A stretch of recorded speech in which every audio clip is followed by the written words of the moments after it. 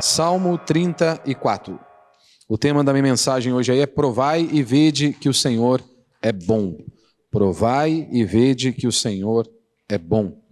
O que fazer quando as coisas fogem do controle?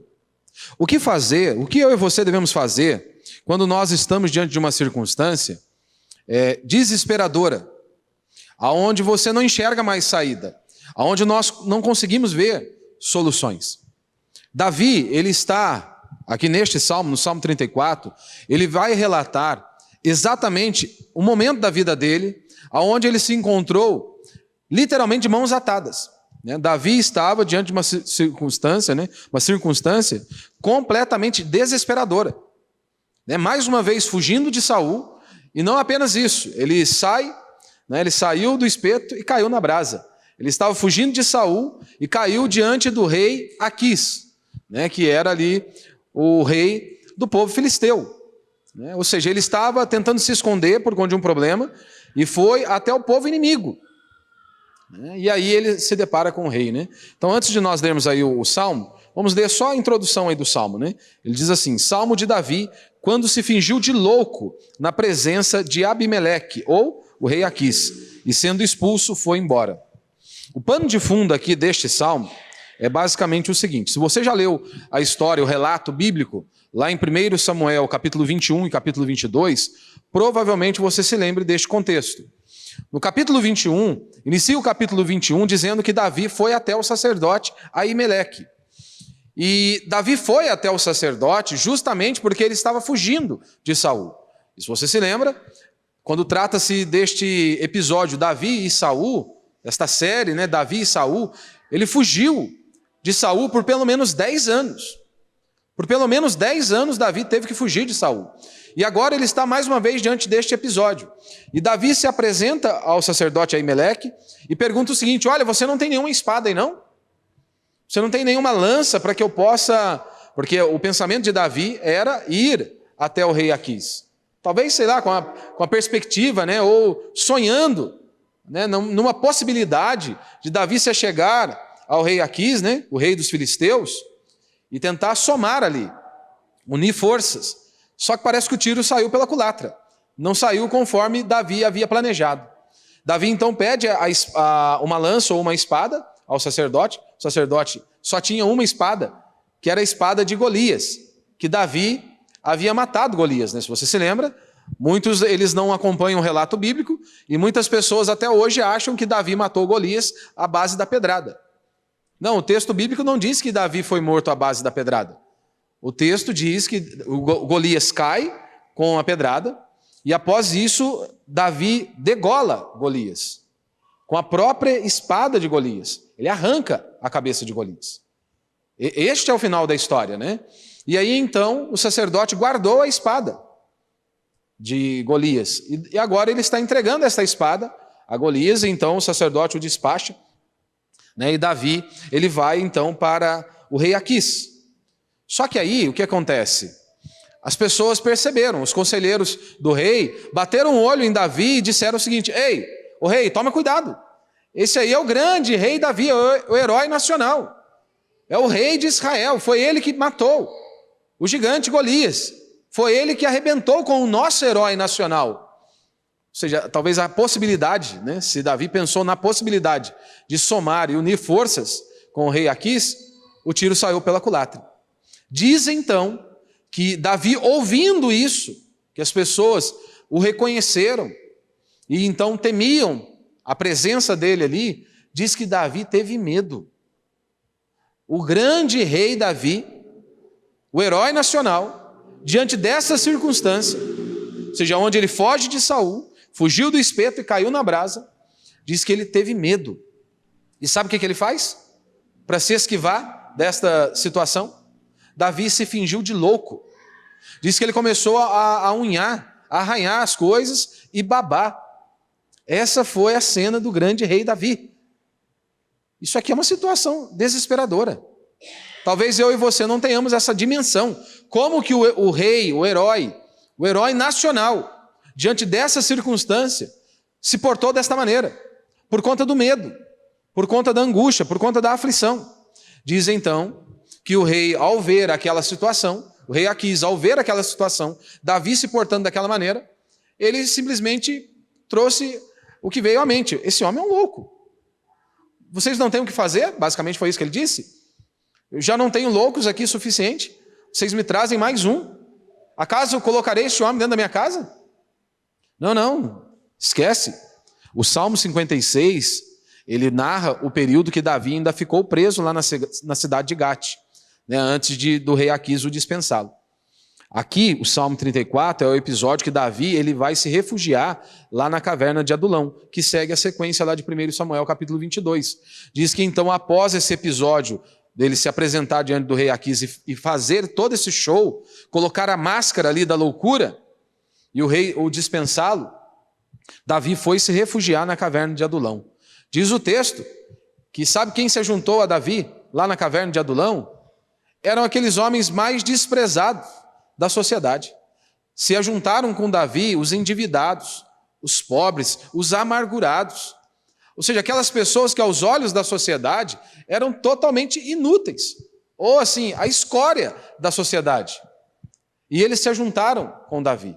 E aí então, diante de todo este cenário, se você conseguiu pelo menos visualizar um pouco da situação de Davi, se fosse você no lugar de Davi, o que você faria? Provavelmente muitos de nós entraríamos para a caverna, começaríamos talvez a blasfemar, a murmurar, a reclamar, talvez nos levantaríamos contra Deus, talvez tentaríamos decretar ou dar ordens a Deus para que Ele pudesse reverter aquela situação, ou ficaríamos ali lambendo as feridas. Diz o texto que Davi não fez isso. Davi, neste exato momento, diante desta circunstância, ele ora ao Senhor, ele louva ao Senhor, ele busca o Senhor, e não apenas isso, ele diz que eu e você, ele convida o povo de Deus também a orar a Deus e a buscar ao Senhor. Porque veja, meu irmão, dependendo da família que você veio, né, provavelmente uma família se os pais bebiam e de fato se embriagavam, provavelmente, né, com um lar com muitas discussões, com muitas angústias, né, provavelmente você não tenha boas lembranças. Talvez o que você recorde, né, talvez a mãe aos berros, né, quantas mães aos berros dizem, né, vocês vão me deixar louca, né, vocês vão me deixar louca nesse lugar aqui, desse jeito eu não aguento mais. Talvez nessa tentativa de desabafar, ou até mesmo de se proteger. Da mesma maneira, um pai pode fazer isso, né? Diante das pressões e das demandas aí da vida, das enormidades da vida, com uma tentativa talvez de se blindar, ou até mesmo de desabafar, mas acabam verbalizando, externando isso. E muitas vezes o filho carrega isso com ele, né? Lembrando dessas angústias e aflições, né? E Davi, aqui neste salmo, ele relata exatamente isso. Davi, o pano de fundo deste salmo é, diante de uma situação completamente desesperadora, Davi botou ali a máscara da loucura, do louco. Colocou a máscara do louco e para tentar fugir de todo aquele cenário, de toda aquela circunstância. Então vamos ler aí o salmo. Verso 1. Então nós poderíamos dividir esse salmo aqui em duas partes, se quiséssemos dividi-lo em duas partes, seria do verso 1 ao verso 10, aonde ele nos chama a louvar a Deus, e ele diz, alegrem-se em Deus, ou seja, louvem ao Senhor. Louvem a Deus comigo. Do verso 11 até o verso 22, se fôssemos dividir em apenas duas partes, Davi estaria nos mostrando o seguinte, do verso 1 ao verso 10, louvem a Deus comigo. Louvem a Deus. Agora, do verso 11 ao verso 22, aprendam comigo. Aprendam comigo. E ele tem muitas lições, neste salmo tem muitas lições para mim e para você. Então ele diz, bendirei o Senhor em todo o tempo. Ou seja, não é apenas nos dias bons, aonde está tudo tranquilo, família está bem, dinheiro no bolso, saúde intacta, porque este não era o pano de fundo aqui da história de Davi. Ele estava vivendo em meio a angústias e aflições. Mas ele diz, bendirei o Senhor em todo o tempo. Ou seja, eu não vou murmurar, eu não vou blasfemar, eu não vou reclamar. Seu louvor estará sempre nos meus lábios. Minha alma se gloriará no Senhor. Os aflitos ouvirão isso e se alegrarão. Então, grave isso. Algumas traduções apresentam os aflitos como humildes, né? Porque via de regra é assim. São os humildes, né? Aqueles aflitos que estão vivendo angustiados. São esses, né? Que vão ouvir a Deus, que vão se prostrar diante do Senhor. Então ele diz: minha alma se gloriará no Senhor. Os aflitos ouvirão isso e se alegrarão. Engrandecei o Senhor comigo e juntos exaltemos o seu nome. Então aqui, agora fazendo uma outra divisão, do verso 1 ao verso 3, ele nos chama a louvar a Deus. E ele diz: a minha alma se alegra nele.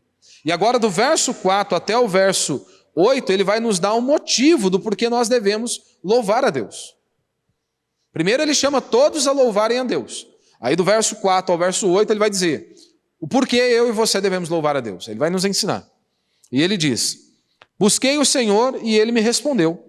Livrou-me de todos os meus temores. Então aqui nós já temos uma lição. Ele diz: busquem a Deus, e ele está garantindo.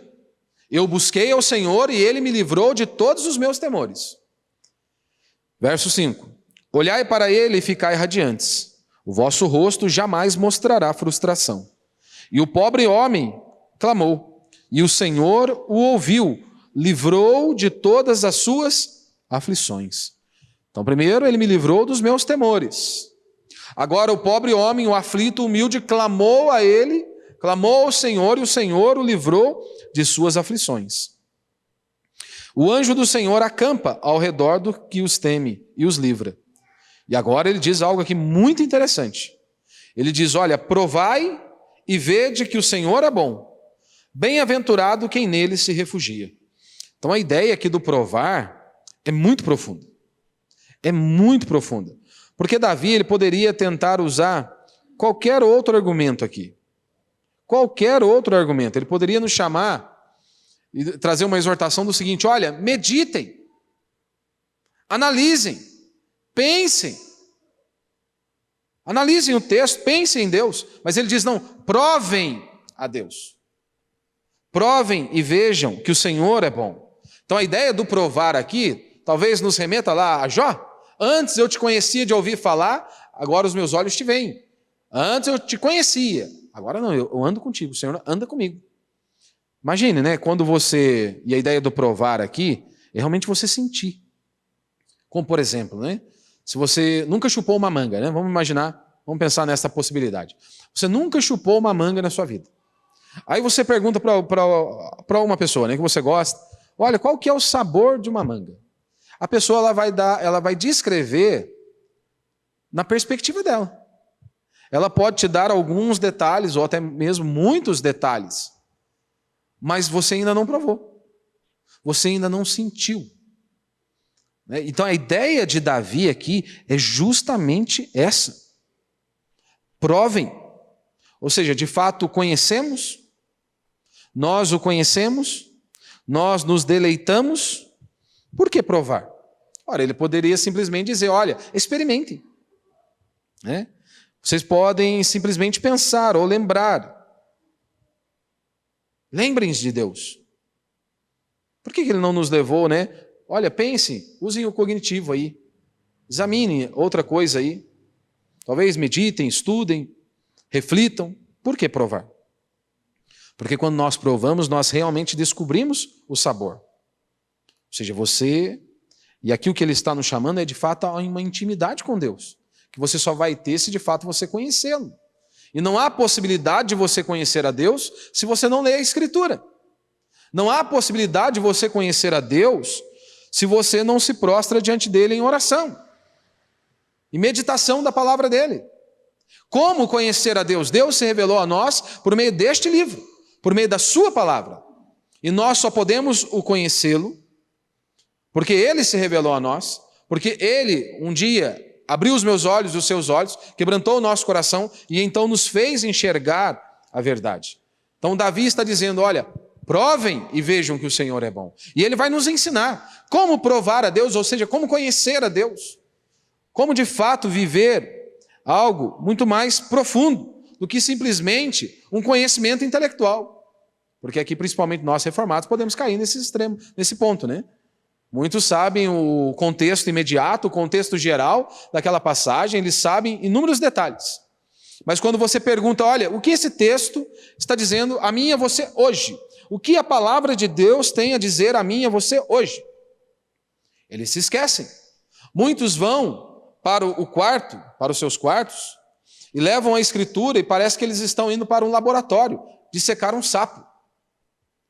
Eles acham que a Bíblia é isso. Não, a Bíblia é pão, é palavra de Deus, é alimento a mim e a você.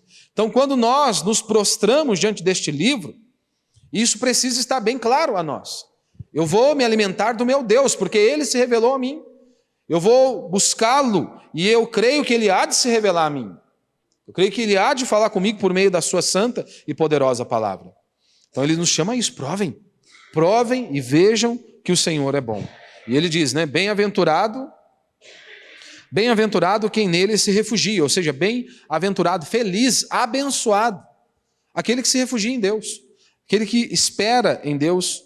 E Ele diz, como que nós provamos a Deus? Ele começa a nos dar algumas dicas aqui.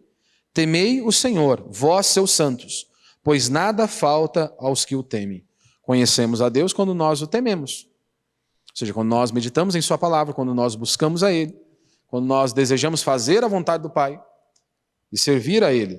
E aí ele vai citar aqui, verso 10. Os leõezinhos têm necessidades e passam fome, mas não faltará bem algum aos que buscam ao Senhor, aos que buscam o Senhor.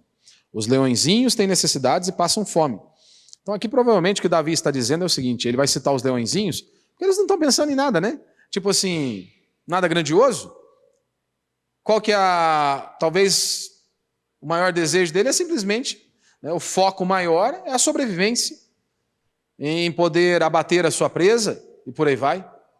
E ele está dizendo, olha, os leõezinhos, eles passam fome, mas não faltará bem algum aos que buscam o Senhor. Então aqui nós temos que tomar muito cuidado, porque às vezes nós combatemos a teologia da prosperidade, não porque ela promete muito, mas porque ela promete pouco, porque ela só promete dinheiro. Então a grande evidência de que Deus está com você é porque você tem uma conta bancária bem recheada, bem gorda, você possui muitos bens e propriedades.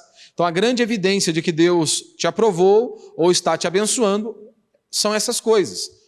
Como disse John Piper, então Deus deveria odiar o apóstolo Paulo, porque Paulo terminou os seus dias apenas com o seu livro e suas capas, com sua capa e seus livros. Mas veja, nós não podemos combater um erro com outro erro. Alguns combatem a teologia da prosperidade com a teologia da miséria. Não existe a teologia da miséria, mas é só para você entender. A teologia da miséria basicamente é o seguinte, se aqui só fala de dinheiro, deste lado aqui, nós não cremos que Deus abençoa o seu povo. E aí, muitas vezes, eu e você, o reformado, ele pode buscar inúmeras referências no Novo Testamento, justamente para justificar a posição dele com relação a isso. Não, nós não precisamos da bênção financeira.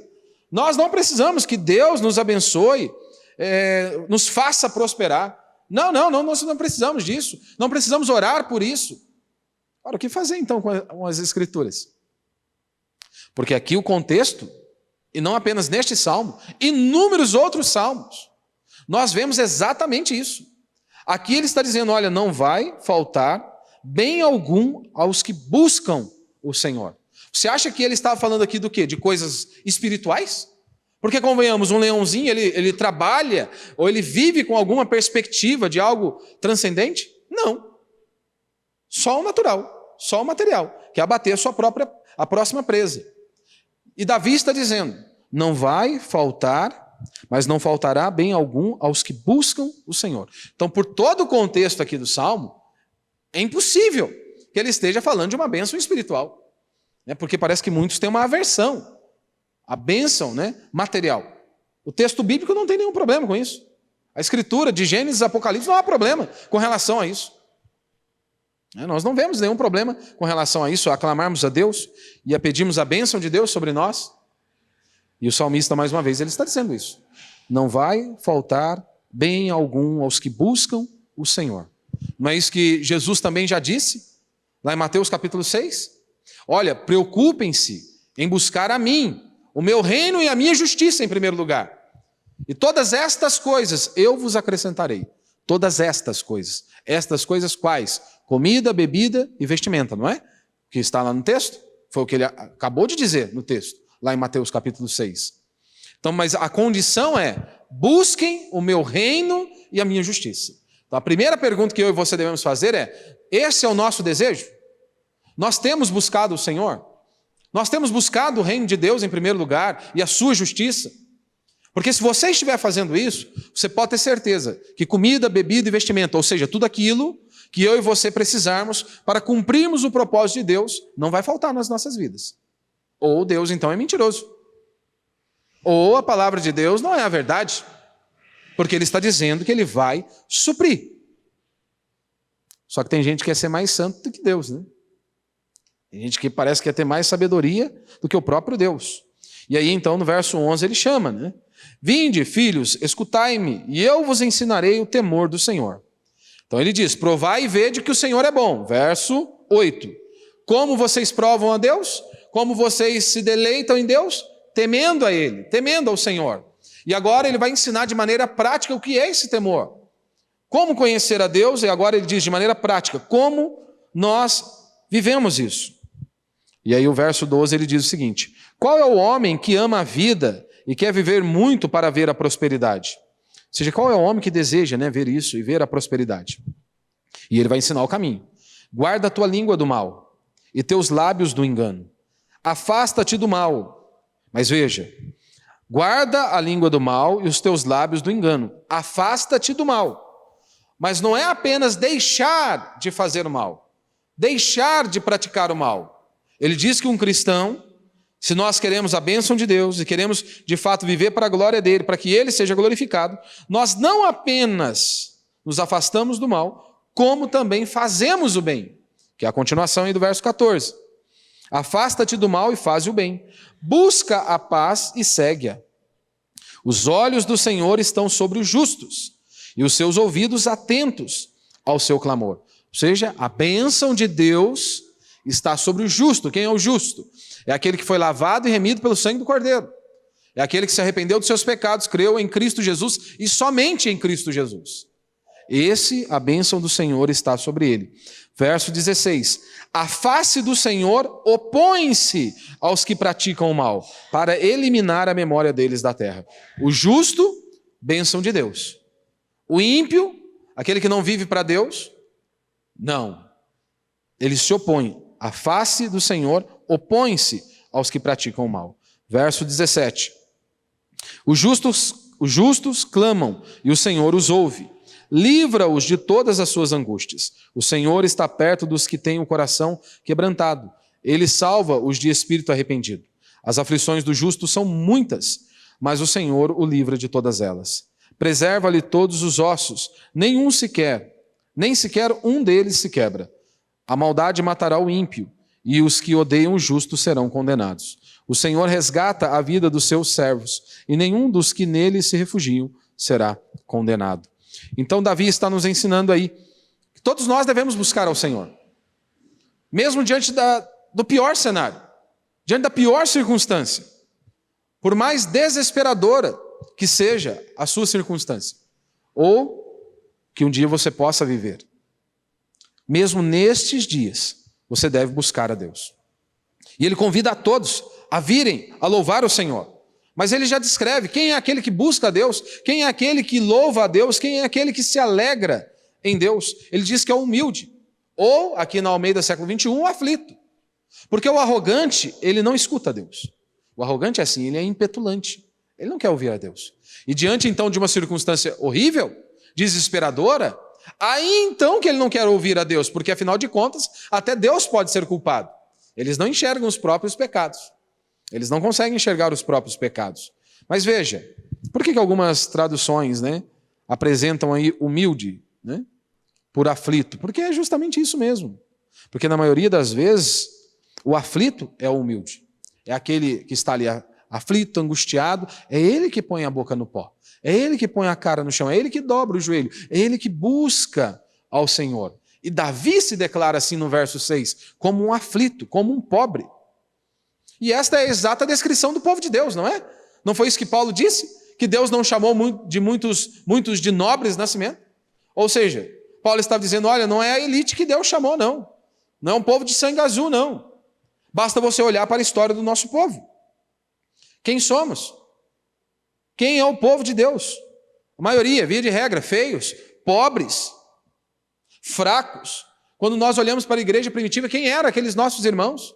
Quando você olha para a história da igreja, esta é a exata descrição do povo de Deus. Se você já leu um pouquinho de algum historiador romano, sabe como eles se dirigiam aos cristãos? Como gentinha. Ou seja, a escória da sociedade. Ou seja, uma vergonha. Um povo totalmente desprezado. Ou seja, meu irmão, e somente essas pessoas que não têm nada, ou seja, que não tem nada para que elas possam se deleitar, posses, riquezas, né, status, fama neste mundo, são essas pessoas, são os aflitos que buscam alguma coisa transcendente. São esses que vão buscar isso. Ou seja, sem muitas posses nesta terra, precisam se apegar ao céu. Porque veja, pense comigo.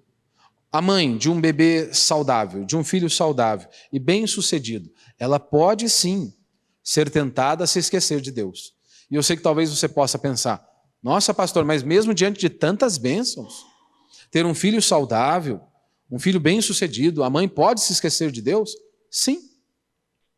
Constantemente. Mesmo com tantas coisas boas, elas podem se esquecer de Deus. Não foi esta a exortação que Deus deu ao seu povo? Lembrem-se de mim quando vocês prosperarem.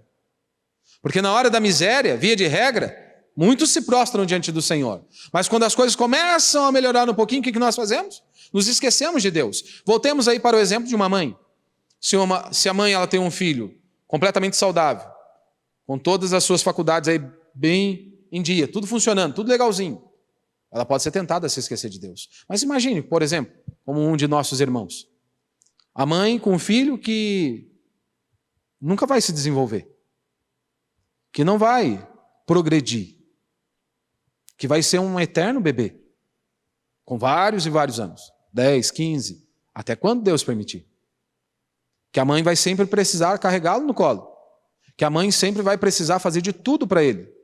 Você acha que uma mãe numa situação como essa, ela vai ser tentada a se esquecer de Deus? Não. Talvez o que ela mais pense é todos os dias, o dia que o filho dela chegar na glória.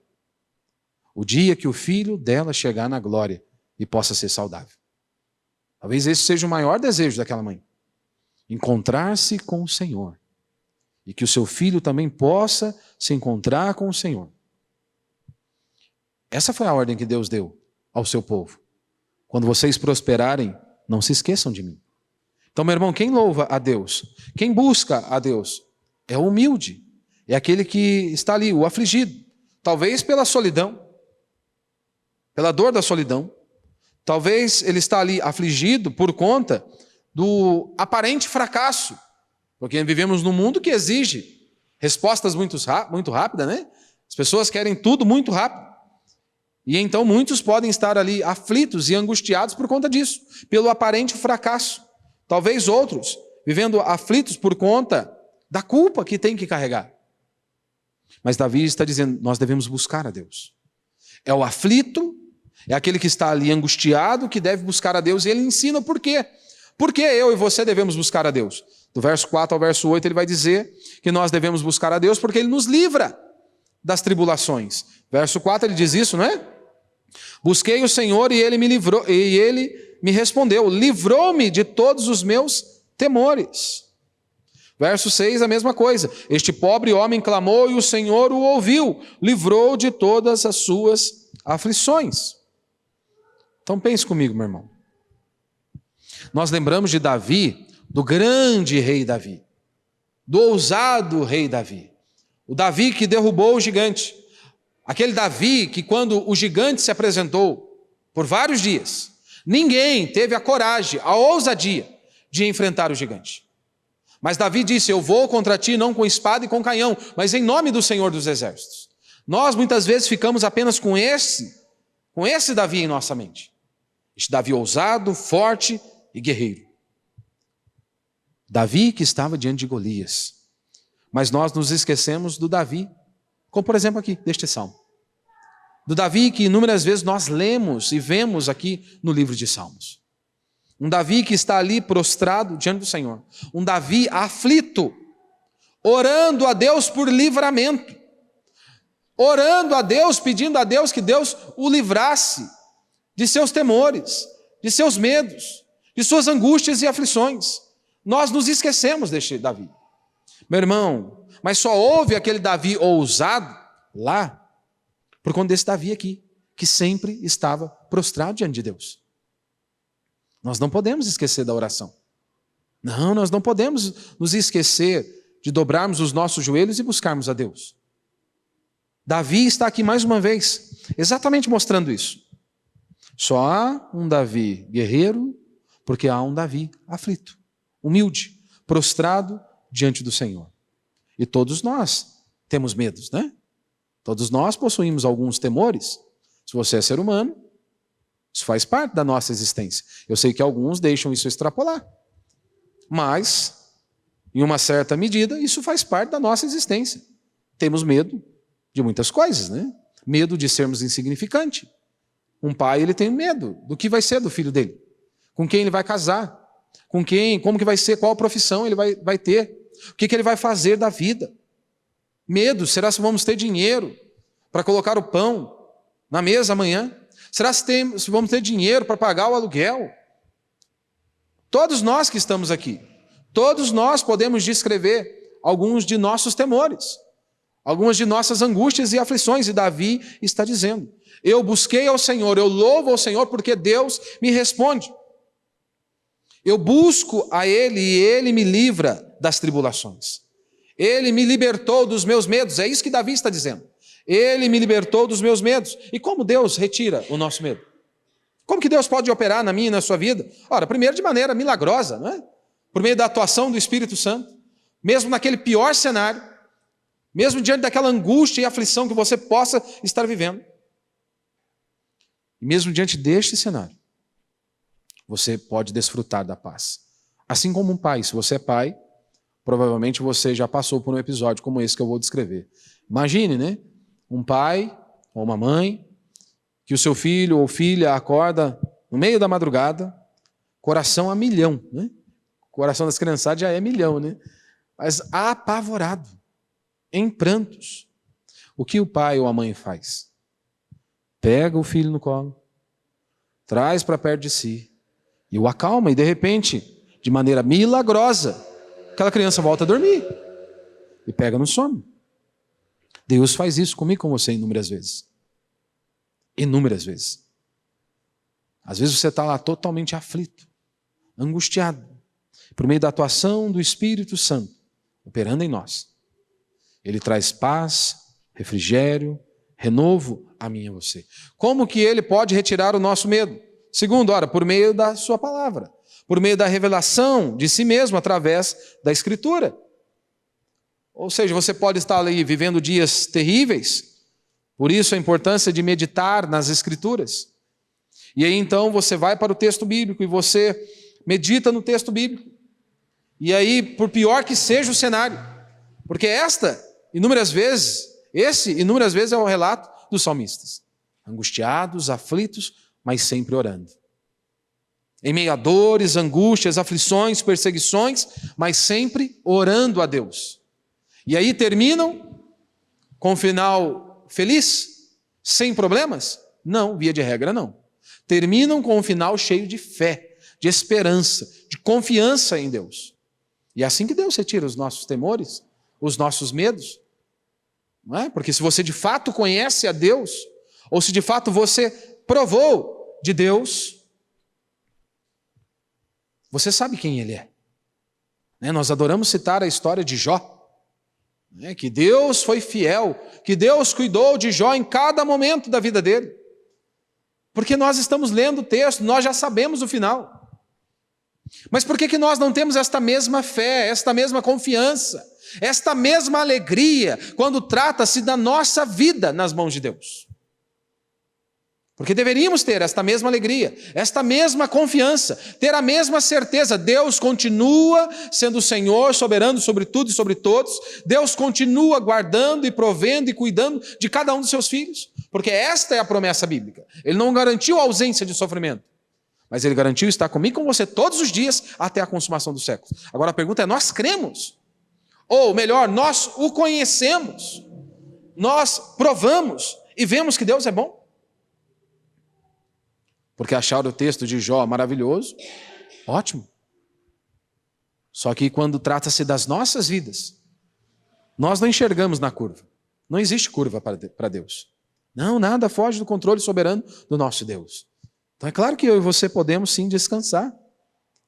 Quando nós lemos, por exemplo, no texto que Deus é fiel, que Deus sustenta o seu povo, que Deus cuida do seu povo, que a nossa vida não está jogada ao léu, mas que Ele, que é esse Deus todo-poderoso, Criador dos céus e da terra, que habita no alto sublime trono, mas está ali com um contrito e quebrantado de coração, diz que a minha vida está nas mãos dele.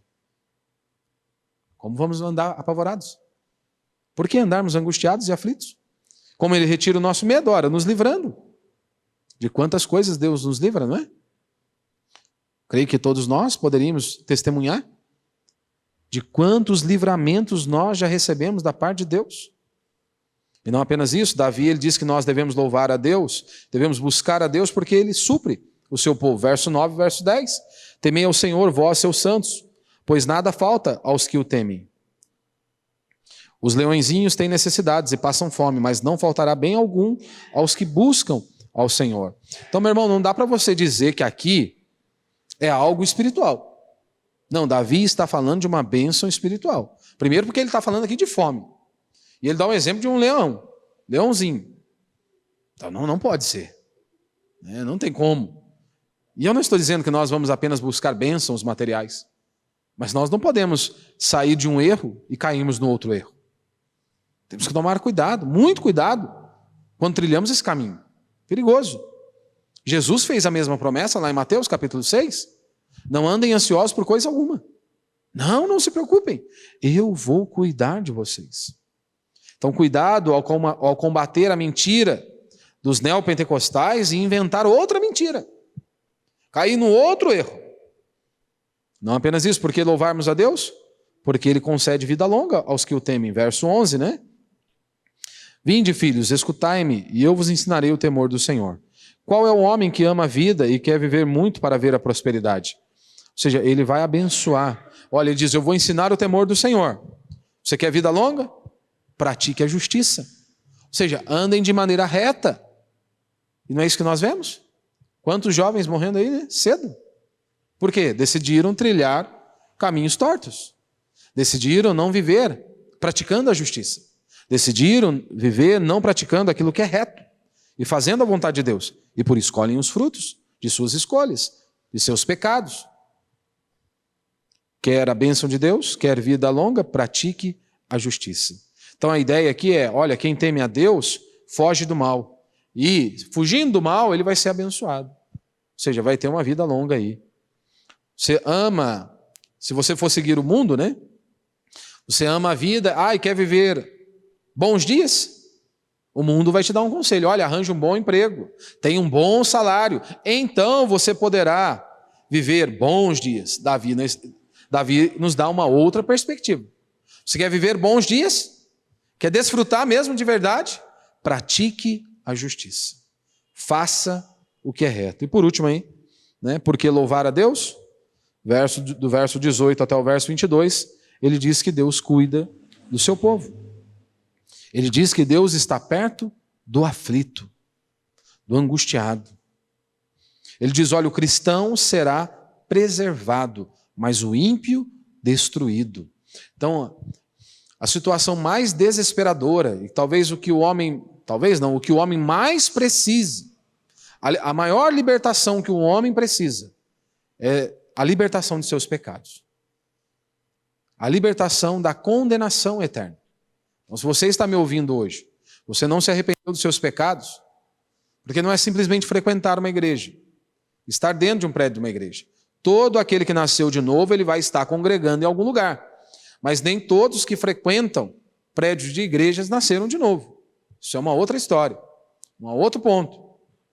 Então, se você não se arrependeu dos seus pecados, se você não creu única e exclusivamente na obra de Cristo, nos feitos de Cristo, você encontra-se debaixo da ira de Deus. E se o seu corpo descer à sepultura neste exato momento, você está condenado por toda uma eternidade. Queira você acreditar ou não, não vai mudar o fato. A única coisa para mudar o fato é arrependimento e fé. Então, se você não creu em Cristo, não se arrependeu dos seus pecados, esse é o seu pior problema. Essa é a primeira libertação que você precisa. Libertação dos seus pecados. E o caminho, apenas um: arrependimento e fé. Fé em quem? Maria? Buda? Seu dinheiro? Suas contribuições? Não. Cristo Jesus. Só Ele, por meio dele, é que nós somos salvos. Porque Ele pagou o preço na cruz do Calvário. Então só podemos ser salvos pela obra dele. E é isso que Davi está dizendo. Deus cuida do seu povo. Porque o ímpio, se é ímpio, não houve arrependimento de pecado, serão destruídos. Condenação eterna. Os justos, o cristão será preservado. Alguns comentaristas, eles vão dizer que o verso 20 aí é uma alusão, a Cristo Jesus. O verso 20 diz, preserva-lhe todos os ossos, nem sequer um deles se quebra. E alguns comentaristas, alguns divergem com relação a isso, da referência, porque alguns, como eu disse, alguns veem a alusão de Cristo lá na cruz. Você se lembra, quando o soldado romano chega diante dele para quebrar os seus ossos, eles identificam, constatam então que Cristo já havia morrido, então não houve a necessidade de quebrar-lhe os ossos. Todavia, quando nós olhamos um pouquinho para trás, lá em Êxodo, parece que faz muito mais sentido. Parece que a alusão é muito mais precisa. Você se lembra lá em Êxodo, capítulo 12, vai descrever isso, que nenhum osso do cordeiro deveria ser quebrado. Nenhum osso dele deveria ser quebrado. E isso aconteceu de fato com Jesus, lá na cruz do Calvário. Nenhum osso dele foi quebrado. Como disse João, para que se cumprisse a profecia. Pastor, mas e aí? É uma alusão a Cristo ou não? Eu não preciso afirmar se é uma alusão a Cristo ou não. O que eu quero chamar a sua atenção é, pense comigo, Deus não preservou Jesus lá na cruz? Sim ou não? Sim. Deus não preservou Davi aqui? Sim. Deus preservou Davi aqui.